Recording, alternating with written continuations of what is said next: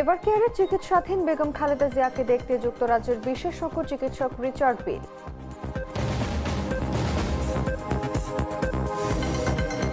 ৬৪ জেলার পুলিশ কর্মকর্তা দৈব চয়নের মাধ্যমে নির্বাচন করা হয়েছে, মন্তব্য প্রধান উপদেষ্টার।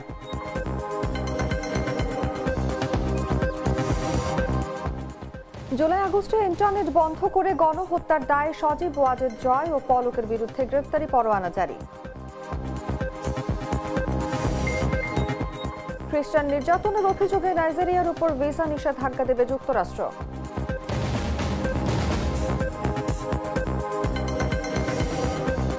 এবং দক্ষিণ আফ্রিকার বিপক্ষে সিরিজ দিয়ে টি-20 দলে ফিরলেন ভারতের তারকা অলরাউন্ডার হার্দিক পান্ডিয়া।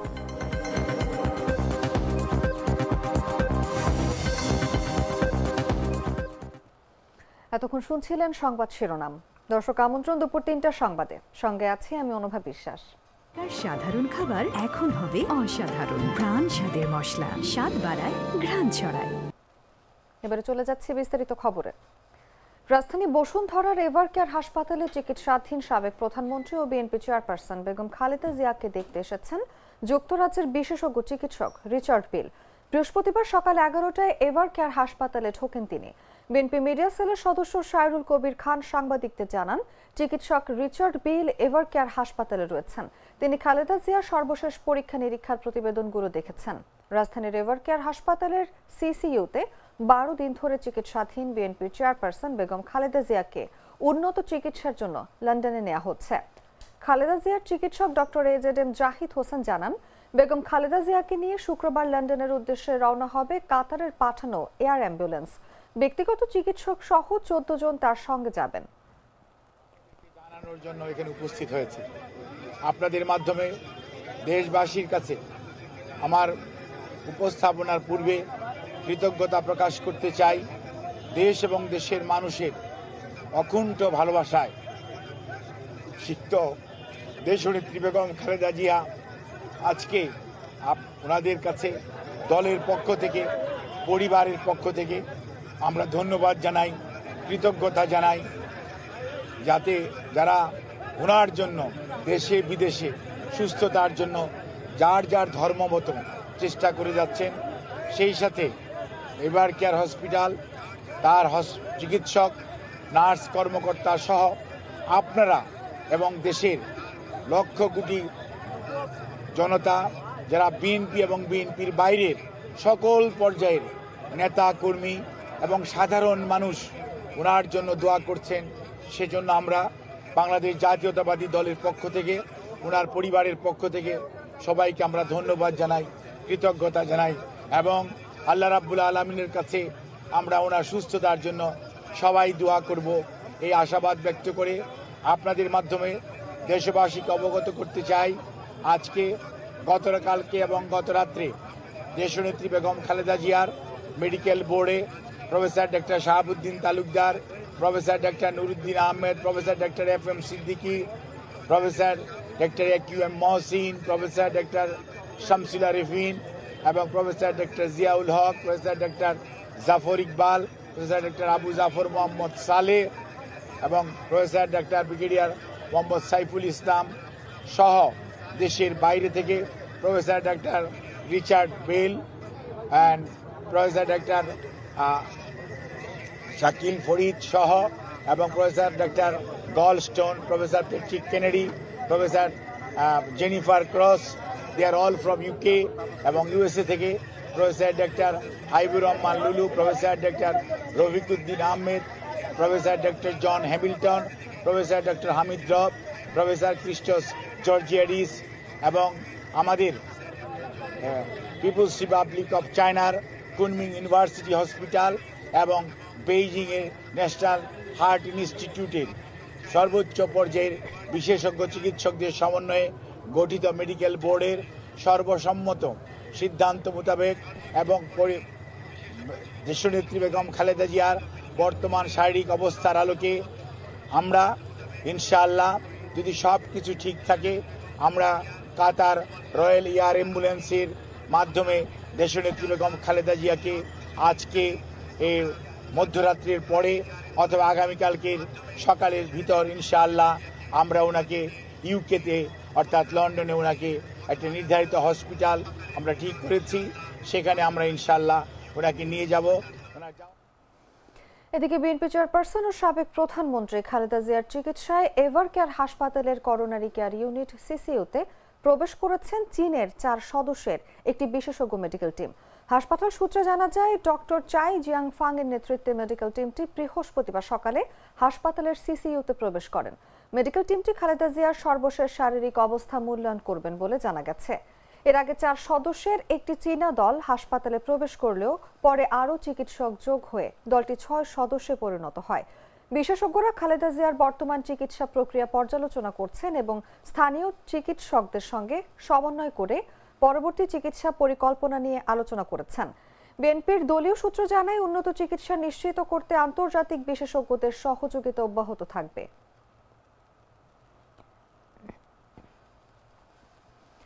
খালেদা জিয়ার বর্তমান অবস্থার জন্য দায়ী ফ্যাসিবাদী আওয়ামী লীগ সরকার। তাদের অমানবিক অত্যাচার, নির্যাতন ও নিপীড়নের কারণে খালেদা জিয়া এমন ভয়াবহ অসুস্থ অবস্থায় এভার কেয়ার হাসপাতালে চিকিৎসাধীন রয়েছেন বলে দাবি করলেন বিএনপির সিনিয়র যুগ্ম মহাসচিব রুহুল কবির রিজভী। রিজভী এ সময় বলেন, খালেদা জিয়ার অবস্থা আগের মতোই অপরিবর্তিত রয়েছে। বৃহস্পতিবার সকালে রাজধানীর নয়াপল্টনে বিএনপি কেন্দ্রীয় কার্যালয়ের সামনে এক সংবাদ সম্মেলনে এসব কথা জানান তিনি। এই যে আজকে তিনি এভার কেয়ারে গুরুতর অসুস্থ অবস্থায় জীবনে এক সংকটাপন্ন অবস্থায় এর জন্য তো দায়ী সেই তার মতো একজন মহিলা যার কিছুই প্রমাণ করতে পারেনি, তাকে কারাগারের মধ্যে, সে কারাগার নতুন কোন কারাগার বা বিল্ডিং ভবন সেখানে ছিল না।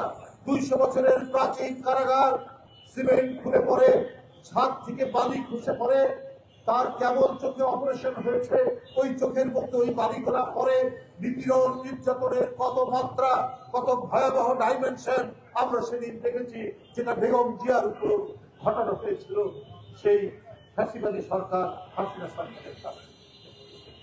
নিজের চোখের সামনে নিজের সন্তানের লাশ তাকে করে নিতে হয়েছে, তার মাথা তার পরিণত রাখে। আরেক বড় সন্তান তাকে এই তাদেরই আন্দোলনের ফসল নির্যাতন করে আজকে দীর্ঘদিন তিনি দেশের বাইরে অবস্থান। গণঅভ্যুত্থান পরবর্তী ঐতিহাসিক নির্বাচনে দায়িত্ব পালনের জন্য দৈব চয়নের মাধ্যমে 64 জেলার পুলিশ কর্মকর্তা নির্বাচন করা হয়েছে বলে মন্তব্য করলেন অন্তর্বর্তী সরকারের প্রধান উপদেষ্টা অধ্যাপক ডক্টর মোহাম্মদ ইউনূস। তিনি বলেন, সরকারের লক্ষ্য ছিল কোনো ধরনের পক্ষপাতিত্ব যেন না হয়। নিজেদের উপর ছেড়ে দিলে অনেক সময় শত প্রচেষ্টা সত্ত্বেও পক্ষপাতিত্ব ঢুকে পড়ে। বৃহস্পতিবার রাজধানীর তেজগাঁওয়ে প্রধান উপদেষ্টার কার্যালয়ে 64 জেলার পুলিশ সুপার সহ ঊর্ধ্বতন কর্মকর্তাদের উদ্দেশ্যে বক্তব্যকালে তিনি এসব কথা বলেন। প্রকাশ করছি তোমাদেরকে কষ্ট দেওয়ার জন্য, দৈব চয়নের কারণে। এটা কেউ মনে করছে একটা হাসি ঠাট্টার বিষয়, আমাদেরকে ইচ্ছা করে কষ্ট দিয়েছে কিংবা এরকম উদ্ভট কেন চিন্তা করলো, এটা কি ফয়দা হবে। আমাদের লক্ষ্য ছিল যে কোনো রকমের বায়াস যেন এটার মধ্যে না ঢোকে। অনেক সময় শত প্রচেষ্টা সত্ত্বেও বায়াস ঢুকে পড়ে নিজের উপরে যদি ছেড়ে দিই। কিন্তু দৈব চয়নটা এসছে যেন নিজেকে এর থেকে দূরে রেখে ফেলতে পারি। আমরা যে কজনেই এটার সঙ্গে শরিক ছিলাম, তাদের কারো কোনো রকমের বায়াস এটার মধ্যে না ঢোকে, যাতে মুক্ত মনে যেখানে জায়গা হয়েছে, আমার নম্বর পড়েছে, সেখানে গেলাম, সেখানে আমি আমার কাজ করব। এটা অসুবিধা, ব্যক্তিগত অসুবিধা হয়। কোথায় গেছি পড়লাম, চিন্তা করি না কোনোদিন এখানে কাজ করতে হবে। আমরাও ভাবি না যে এর জায়গায় এখানে হবে, ওর জায়গায় এখানে হবে। তোতার চকলেটে একাকার হয়ে ওঠা প্রাণ লেয়ার সম্পর্কের মিষ্টি ম্যাজিক। জুলাই আগস্টে ইন্টারনেট বন্ধ করে গণহত্যার দায়ে মানবতা বিরোধী অপরাধের মামলায় সাবেক প্রধানমন্ত্রী শেখ হাসিনার পুত্র সজীব ওয়াজেদ জয় ও সাবেক আইসিটি প্রতিমন্ত্রী জুনায়েদ আহমেদ পলকের বিরুদ্ধে আনুষ্ঠানিক অভিযোগ আমলে নিয়েছেন আন্তর্জাতিক অপরাধ ট্রাইব্যুনাল। একই সঙ্গে জয়ের বিরুদ্ধে গ্রেফতারি পরোয়ানা জারি করা হয়েছে। বৃহস্পতিবার ট্রাইব্যুনাল 1-এর চেয়ারম্যান বিচারপতি মোহাম্মদ গোলাম মর্তুজা মজুমদারের নেতৃত্বাধীন বিচারিক প্যানেলে এই আদেশ দেন। পরবর্তী শুনানির জন্য আগামী 10 ডিসেম্বর দিন ধার্য করা হয়। ট্রাইব্যুনালের প্রসিকিউশনের পক্ষে শুনানি করেন প্রসিকিউটর গাজী এম.এইচ. তামিম। তিনি এই মামলায় পলাতক আসামির বিরুদ্ধে গ্রেপ্তারি পরোয়ানা জারির আবেদন করেন, পরে তা মঞ্জুর করেন আদালত। এদিন ইন্টারনেট বন্ধ করে গণহত্যার দায়ে জয় ও পলকের বিরুদ্ধে ফর্মাল চার্জ জমা দেয় প্রসিকিউশন। এর আগে বুধবার সন্ধ্যায় তাদের বিরুদ্ধে তদন্ত প্রতিবেদন হাতে পেয়েছেন বলে জানিয়েছেন প্রসিকিউটর তামিম।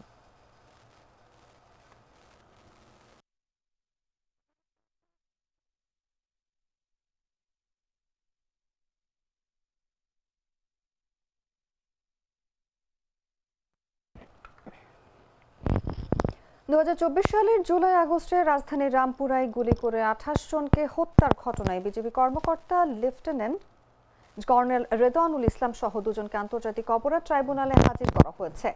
কড়া নিরাপত্তার মধ্য দিয়ে বৃহস্পতিবার সকাল 10টার দিকে প্রিজন ভ্যানে করে ঢাকা ক্যান্টনমেন্টের বিশেষ কারাগার থেকে তাদের ট্রাইব্যুনালে হাজির করা হয়। এই মামলায় বিজেপি কর্মকর্তা লেফটেন্যান্ট কর্নেল রেদওয়ানুল ইসলাম সহ 4 জনের বিরুদ্ধে আনুষ্ঠানিক অভিযোগ বা ফর্মাল চার্জ গঠনের কথা রয়েছে আজ। ট্রাইব্যুনাল 1-এর চেয়ারম্যান বিচারপতি মোহাম্মদ গোলাম মর্তুজা মজুমদারের নেতৃত্বাধীন 3 সদস্যের আন্তর্জাতিক অপরাধ ট্রাইব্যুনালের বিচারিক প্যানেলে এই বিষয়ে আদেশ দেবেন।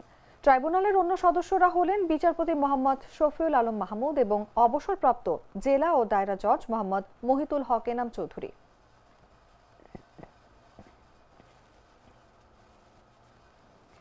বুধবার দেশব্যাপী 34তম আন্তর্জাতিক ও 27তম জাতীয় প্রতিবন্ধী দিবস পালিত হয়েছে।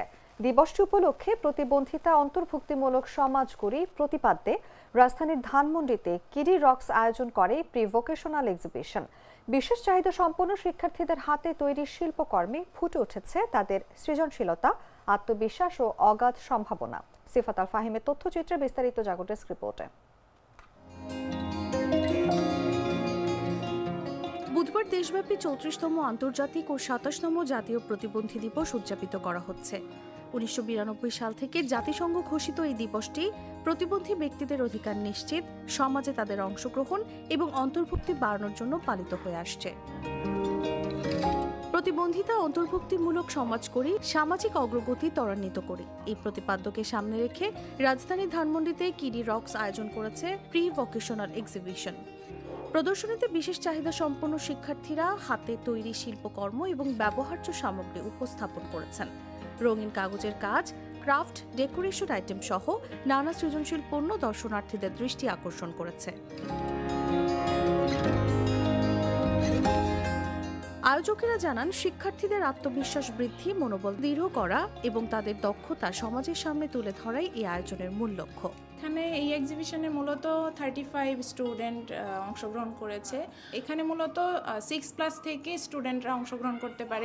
শিক্ষকের মনোবল এবং তারপরে হলো স্টুডেন্টের মনোবলটা বৃদ্ধি করা, যে শিক্ষার্থীদের সৃষ্টিশীল কাজ দেখে খুশি অভিভাবকরা। আমরা কখনো চিন্তাও করি নাই যে ওরা এই টাইপের কাজ করবে, বা টিচারদের সহযোগিতায় যে যতটুকু করতেছে বা যতটুকু করতে পারছে, এটাই আমাদের জন্য আলহামদুলিল্লাহ, আমাদের জন্য সবচেয়ে বড়, ওদের জন্য অ্যাচিভমেন্ট, আমাদের জন্য একটা গর্বের বিষয়। এদিকে প্রতিষ্ঠানটির ব্যবস্থাপনা পরিচালক জানান, বিশেষ শিশুদের প্রতিভা বিকাশ এবং ভবিষ্যতে স্বাবলম্বী করে তোলার লক্ষ্যেই তাদের এই আয়োজন।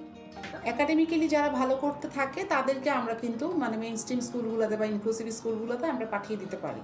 তো আমরা এখানে যেহেতু একদম ছোট বাচ্চাদের নিয়ে কাজ করি, 3 থেকে 12, তো এই জন্য আমরা এখানে শুরুটা করে দিচ্ছি প্রি ভোকেশনাল অ্যাক্টিভিটি দিয়ে। আমরা ক্লাসে যখন স্টুডেন্টদের সাথে রুটিন অনুযায়ী বিভিন্ন অ্যাক্টিভিটি নিয়ে টাস্কগুলো করানো হয়, তখন রুটিনের মধ্যে একটা টাইম থাকে যখন আমরা প্রি ভোকেশনাল অ্যাক্টিভিটিগুলো অ্যাড করে থাকি।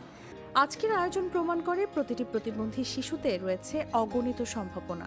সমাজের সমর্থন এবং অন্তর্ভুক্তির মাধ্যমে আমরা গড়তে পারি একটি বেশি স্বপ্নদৃষ্ট, সবল এবং অন্তর্ভুক্তিমূলক সমাজ। নিউজ ডেস্ক, জাগো নিউজ। সাবেক প্রধানমন্ত্রী ও বিএনপি চেয়ারপারসন বেগম খালেদা জিয়ার সুস্থতা কামনায় চুয়াডাঙ্গায় হাজার হাজার মানুষের অংশগ্রহণে বিশেষ দোয়া মাহফিল অনুষ্ঠিত হয়েছে। বুধবার বাদ আসর চুয়াডাঙ্গা জেলাবাসীর উদ্যোগে জেলা শহরের টাউন ফুটবল মাঠে এই দোয়া মাহফিল অনুষ্ঠিত হয়। দোয়া পরিচালনা করেন জেলা উলামা পরিষদের সভাপতি মাওলানা মুফতি জুনাইদ আল হাবিবি। দোয়ার অনুষ্ঠানে অংশ নেন জেলার রাজনৈতিক, সামাজিক, পেশাজীবী, সাংস্কৃতিক সংগঠনের নেতাকর্মী ও নানা শ্রেণী পেশার মানুষ। এ সময় বেগম খালেদা জিয়ার রোগ মুক্তি কামনায় আল্লাহর কাছে ফরিয়াদ করেন মুসল্লিরা। তার স্মৃতিচারণে কান্নায় ভেঙে পড়েন অনেকেই। দোয়া মাহফিলকে কেন্দ্র করে দুপুর থেকে চুয়াডাঙ্গায় জুড়ে সৃষ্টি হয় ভিন্নধর্মী পরিবেশ। দলে দলে সাধারণ মানুষ আলেম ওলামা, বিভিন্ন রাজনৈতিক দলের নেতাকর্মী, সাংস্কৃতিক কর্মী ও কর্মজীবী মানুষের ঢল নামে টাউন ফুটবল মাঠে। নানা পরিচয় ও বয়সের মানুষ একত্র হয়ে দেশনেত্রীর সুস্থতার জন্য প্রার্থনায় অংশ নেন। আজকে আমরা এসেছি সেই মায়ের জন্য দোয়া করতে। আজকে এখানে আলেম ওলামারা আছেন, এখানে কম করে হলেও 150 থেকে 200 হাফেজ আছে, তালবে এলেম আছে, মাদ্রাসার ছাত্র আছে, মুফতি আছে, শাইখুল হাদিস আছে, অনেক মানুষ এখানে আছেন। এই সুযোগে আমরা আল্লাহর কাছে দোয়া করব যাতে যে মা 2 সন্তান থেকেও তার কাছে কেউ ছিল না, আমাদের বারবার আমাদের নেতারা বলছিলেন উনি আমাদের মা, লক্ষ কোটি সন্তান ওনার, তো ওনার জন্য আমরা আজকে দোয়া করব উনি যেন সুস্থ হয়ে আমাদের মাঝে আসেন। যে গণতন্ত্রের জন্য, যে ভোটের জন্য উনি কারোর সাথে আপোষ করে নাই, নিজের কলিজার টুকরা সন্তানরা প্রবাসে চলে গেছে কিন্তু উনি এই দেশ ছাড়েন নাই। উনি হলেন আমাদের ম্যাডাম খালেদা জিয়া। আমরা সৌভাগ্য যে ওনার জন্য আজকে আমরা দোয়া মাহফিলে এসেছি। আপনার লালমনিরহাটের পাটগ্রাম সীমান্তে ভারতীয় সীমান্তরক্ষী বাহিনী বিএসএফ এর গুলিতে সবুজ মিয়া নামে এক বাংলাদেশি যুবক নিহত হয়েছেন। বৃহস্পতিবার ভোরে উপজেলার জগৎবেড় ইউনিয়নের শমশেরনগর সীমান্তে এই ঘটনা ঘটে। স্থানীয় বাসিন্দারা জানান, বৃহস্পতিবার ভোরে তিস্তা ব্যাটালিয়ন 61 বিজিবির অধীনস্থ শমশেরনগর সীমান্তের মেইন পিলারের বিপরীতে ভারতের অভ্যন্তরে কেনাকাটা নামক স্থানে এই ঘটনা ঘটে। অভিযোগ রয়েছে, গরু পারাপারের উদ্দেশ্যে কয়েকজন বাংলাদেশি ওই সীমান্তে গেলে বিএসএফ এর সদস্যরা তাদের লক্ষ্য করে গুলি ছোড়ে। এতে ঘটনাস্থলেই সবুজ মিয়ার মৃত্যু হয়। ঘটনাস্থলটি সীমান্তের অন্তত 30 গজ ভেতরে বলে জানা গেছে। নিহত ব্যক্তির মরদেহ ভারতের অভ্যন্তরে আছে। অন্যরা পালিয়ে গেলেও তাদের হতাহতের বিষয় কোনো কিছুই জানা যায়নি। এ বিষয়ে জানতে তিস্তা ব্যাটালিয়ন 61 বিজিবির অধিনায়কের মোবাইল ফোনে একাধিকবার যোগাযোগের চেষ্টা করা হলেও তিনি ফোন রিসিভ করেননি।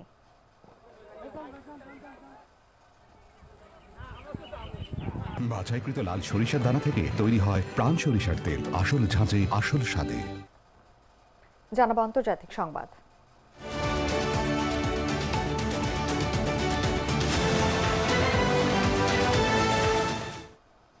খ্রিস্টান নির্যাতনের অভিযোগে নাইজেরিয়ার উপর ভিসা নিষেধাজ্ঞা দেবে যুক্তরাষ্ট্র। দেশটির পররাষ্ট্র দপ্তর বুধবার জানায়, নাইজেরিয়ার যেসব ব্যক্তি ও তাদের পরিবারের সদস্যরা এসব সহিংসতায় জড়িত তাদের উপর ভিসা নিষেধাজ্ঞা আরোপ করা হবে। মার্কিন পররাষ্ট্রমন্ত্রী মার্কো রুবিও সামাজিক যোগাযোগ মাধ্যম এক্সে বলেন, চরমপন্থী সন্ত্রাসী ফুলানি জাতি গোষ্ঠীর মিলিশিয়া এবং অন্যান্য সহিংস গোষ্ঠী নাইজেরিয়া ও এর বাইরেও খ্রিস্টানদের ওপর যে গণহত্যা ও সহিংসতা চালাচ্ছে, যুক্তরাষ্ট্র তার জবাব দিচ্ছে। তিনি আরও জানান, ধর্মীয় স্বাধীনতা লঙ্ঘনকারী অন্যান্য দেশ বা ব্যক্তিদের ক্ষেত্রেও একই ধরনের নীতি প্রযোজ্য হবে। যুক্তরাষ্ট্রের ইমিগ্রেশন অ্যান্ড ন্যাশনালিটি অ্যাক্টের অধীনে এই পদক্ষেপ নেওয়া হচ্ছে।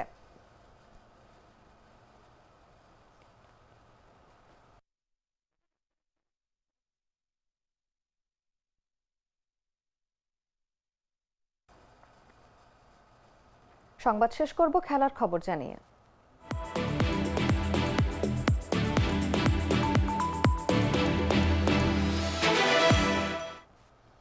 দক্ষিণ আফ্রিকার বিপক্ষে টি-20 সিরিজের 15 সদস্যের স্কোয়াডে ফিরলেন হার্দিক পান্ডিয়া।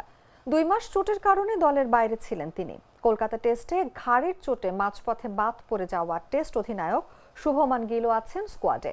তবে তার খেলা নির্ভর করবে বিসিসিআই এর ফিটনেস টিমের অনুমতির উপর।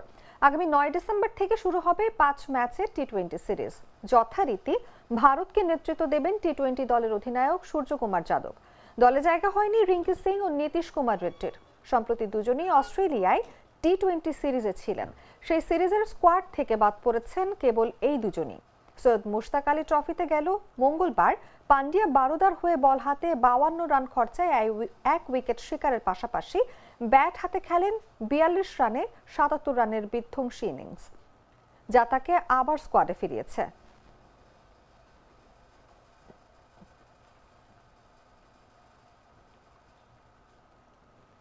সংবাদ শেষ করার আগে শিরোনামগুলো জানিয়ে দিচ্ছি আরো একবার।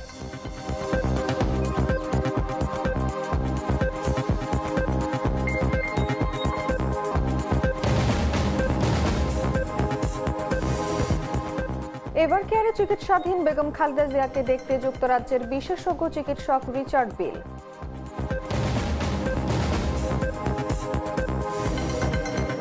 চৌষট্টি জেলার পুলিশ কর্মকর্তা দৈব চয়নের মাধ্যমে নির্বাচন করা হয়েছে, মন্তব্য প্রধান উপদেষ্টার।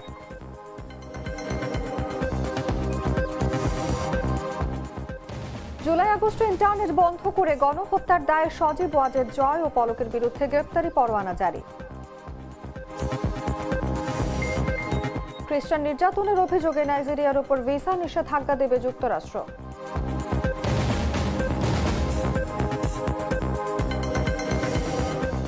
এবং দক্ষিণ আফ্রিকার বিপক্ষে সিরিজ দিয়ে টি-20 দলে ফিরলেন ভারতের তারকা অলরাউন্ডার হার্দিক পান্ডিয়া।